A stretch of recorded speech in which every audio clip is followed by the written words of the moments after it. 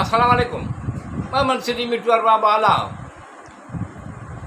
अल्लाह जा एहसान आहिनि, सभु शुक्र हमद सारा अल्लाह रब्बुल आलमीन लाइ आहे, जेको जहाननि जो पालणहार, रोज़ी ॾींदड़, महिरबान, रहम कंदड़ आहे।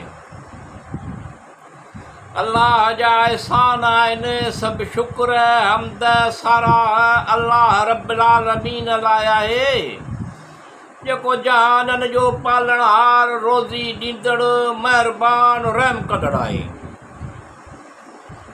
क़ुरान करीम, क़ुरान मजीद में मिसाल माण्हुनि लाइ ॾिना विया आहिनि। क़ुरान करीम, क़ुरान मजीद में मिसाल माण्हुनि लाइ ॾिना विया आहिनि। उन्हनि मिसालनि मां फ़ाइदो रुॻो इल्म वारा माण्हू वठंदा आहिनि। अल्लाह अल हय अल क़यूम अल रहमान अल रहीम आहे। अल्लाह जा एहसान आहिनि, सभु शुक्र हमद सारा अल्लाह रब्बुल आलमीन लाइ आहे, जेको जहाननि जो पालणहार, रोज़ी ॾींदड़, महिरबान, रहम कंदड़ आहे। ऐं अल्लाह रब्बुल आलमीन चंड खे रोशन करण वारा, सिज खे चमकाईंदड़, आसमान ऐं ज़मीनुनि खे पैदा करण वारा। ऐं अल्लाह रब्बुल आलमीन चंड खे रोशन करण वारा, सिज खे चमकाईंदड़, आसमान ऐं ज़मीनुनि खे पैदा करण वारा, मोमिननि लाइ ज़ालिमनि खे रुॻो हलाकत में वढा। अल्लाह अल हय अल क़यूम अल रहमान अल रहीम आहे। अल्लाह जा एहसान आहिनि, सभु शुक्र हमद सारा अल्लाह रब्बुल आलमीन लाइ आहे, जेको जहाननि जो पालणहार, रोज़ी ॾींदड़, महिरबान, रहम कंदड़ आहे। अल्लाह रब्बुल आलमीन अल रहमान अल रहीम ग़मतार, ग़मगीननि दिलनि खे राहत अता करे, परेशान जिस्मनि खे सुकून अता करे। अल्लाह रब्बुल आलमीन अल रहमान अल रहीम ग़मतार, ग़मगीननि दिलनि खे राहत अता करे, परेशान जिस्मनि खे सुकून अता करे, रहमतूं अता करे, नेमतूं अता करे। अल्लाह अल हय अल क़यूम अल रहमान अल रहीम आहे।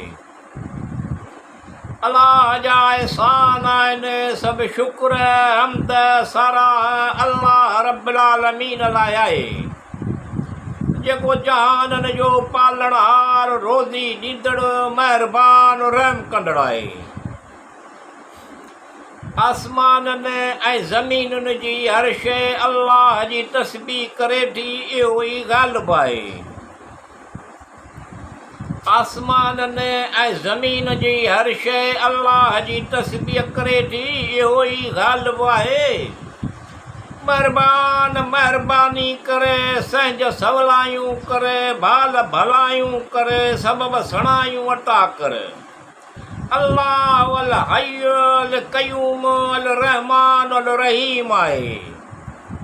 अल्लाह जा एहसान आहिनि, सभु शुक्र हमद सारा अल्लाह रब्बुल आलमीन लाइ आहे, जेको जहाननि जो पालणहार, रोज़ी ॾींदड़, महिरबान, रहम कंदड़ आहे।